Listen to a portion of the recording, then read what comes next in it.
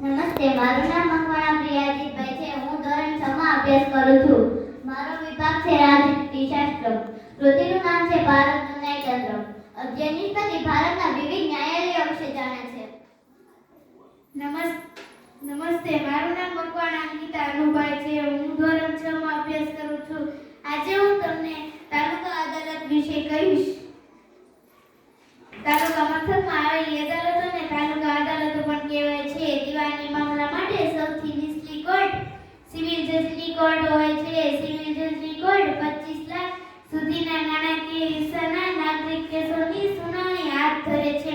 તેમને 3 વર્ષ સુધીની અને 1 લાખ સુધીની દંડ સજા કરવાની સત્તા છે.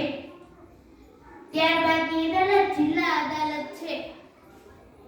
દરેક જિલ્લામાં દીવાની અને ફોજદારી અદાલતો હોય છે. સમગ્ર દેશમાં તાબાની અથવા નીચલી અદાલતોનું સંસ્થાકીય માળખું તેમજ કાવ્ય નજીવા તફાવત એક સરખા છે.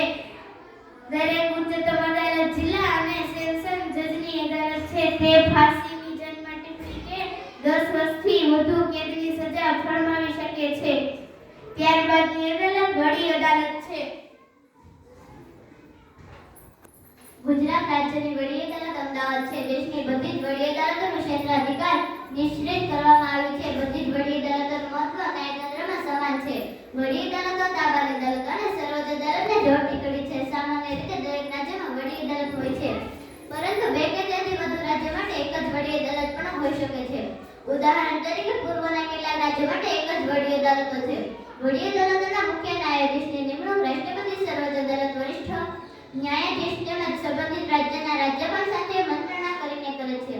વડી અદાલતના સત્તા અને કાર્યો: દીવાની, ફોજદારી અને મહસૂલી પ્રકારના દાવાઓ સાંભળી ન્યાય આપે છે. બંધારણની કલમ 226 અનુસાર રાજ્યના સંદર્ભ મૂળભૂત હકોના રક્ષણની બાબતોમાં આદેશો હુકમ જારી કરવાની સત્તા છે. તેના અંકુશ હેઠળની અદાલત ચુકાદાઓ વિરુદ્ધની અપીલ સાંભળે છે.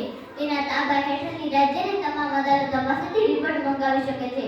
તેના અંકુશ હેઠળની અદાલતો માટે સામાન્ય નિયમ બનાવી અથવા સુધારી શકે છે. વડી અદાલતના ચુકાદા સામે સર્વોચ્ચ અદાલતમાં અપીલ કરી શકાય છે. અસ્તુ. ત્યારબાદની અદાલત સર્વોચ્ચ અદાલત છે. સર્વોચ્ચ અદાલતને અંગ્રેજીમાં સુપ્રીમ કોર્ટ પણ કહેવાય છે. નમસ્તે, મારું નામ મકવાણા ખુશાલી વલ્લભભાઈ છે. હું ધોરણ 4 માં અભ્યાસ કરું છું. આજે હું તમને સર્વોચ્ચ અદાલત વિશે કહીશ.